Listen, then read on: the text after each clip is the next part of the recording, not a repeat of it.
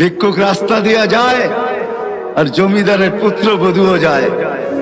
একজন সামনের থেকে আসতেছে, একজন সামনের দিকে যাইতেছে। দুইজনের ক্রসিং এর সময় ভিক্ষুকের গায়ের কাদা জমিদারের পুত্রবধূর গায়ে লেগে গেছে। সে দুনিয়া আন্ধার করে ফেলছে, স্বামীকে ডাইকা নিয়ে আসছে, বলছে ভিক্ষুক আমার কাপড় নষ্ট করে দিছে। সে শুধু ভিক্ষুক ছিল না, বৃদ্ধ ছিল। বৃদ্ধ ছিল না শুধু, জীর্ণ ছিল, শীর্ণ ছিল। শরীরে কাপড় ছিল না, ফাটা চিরা কাপড় ছিল। পায়ে জুতা ছিল না, পেটে ভাত ছিল না। জমিদারের পুত্র সইতে পারে নাই, যৌবনী শক্তি সয়তো সয় কি কইরা তার স্ত্রীর গায়ে ভিক্ষুকের কাদা। বস সমগ্র শক্তিকে হাতে জমা করা, একত্র করা বৃদ্ধের গালে বসায় দিছে। বৃদ্ধ কিচ্ছু বলে নাই, শুধু উপরের দিকে তাকায় দুই তিনটা শব্দ উচ্চারণ করছেন।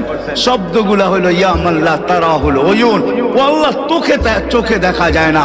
ও তারা কুল্লা শাই, তুই সব দেখিস। ফারা তারা মা বি, তুই কি দেখিস না আমার সাথে কি ঘটতেছে? এটা কি দেখিস না? বলতে দেরি যুবক, মরতে দেরি হয় নাই। জমিদার চলে আসছে, প্রতিশোধ নিবে। বৃদ্ধের একদিকে মুস্কি হাসি, একদিকে বলতেছে প্রেমের খেলা এমনই হয়। জিজ্ঞাসা করছে কিসের প্রেমের খেলা রে? বলছে ওর প্রেমিকার গায়ে আমার কাদা লাগছে, পায়ের কাদা লাগছে, ও সইতে পারে নাই। যৌবনী শক্তি দিয়ে আমার বৃদ্ধ গালে বসায় দিছে। আমাকেও একজন ভালোবাসে, সেও সইতে পারে না, সেও সইতে পারে না। ও তো থাপ্পড় দিয়া ক্ষান্ত, সে জান নিয়ে নিছে, জান। যারাই আমরা অস্তিত্ব লাভ করছি বা যাদেরই আমাদের বর্তমানে আমরা উপস্থিত বা অস্তিত্ব আছে, এবং অস্তিত্বের সাথে যত জিনিস সংযুক্ত আছে, অস্তিত্বের সাথে প্রত্যেক মানুষের কিছু না কিছু সংযুক্ত আছে। হায়াত আছে, আমার দেহটা আছে, আবার কমবেশি মালও সবার আছে। এরকম শত সম্পর্ক আছে। যা কিছু আল্লাহ আমাদেরকে দিয়েছেন,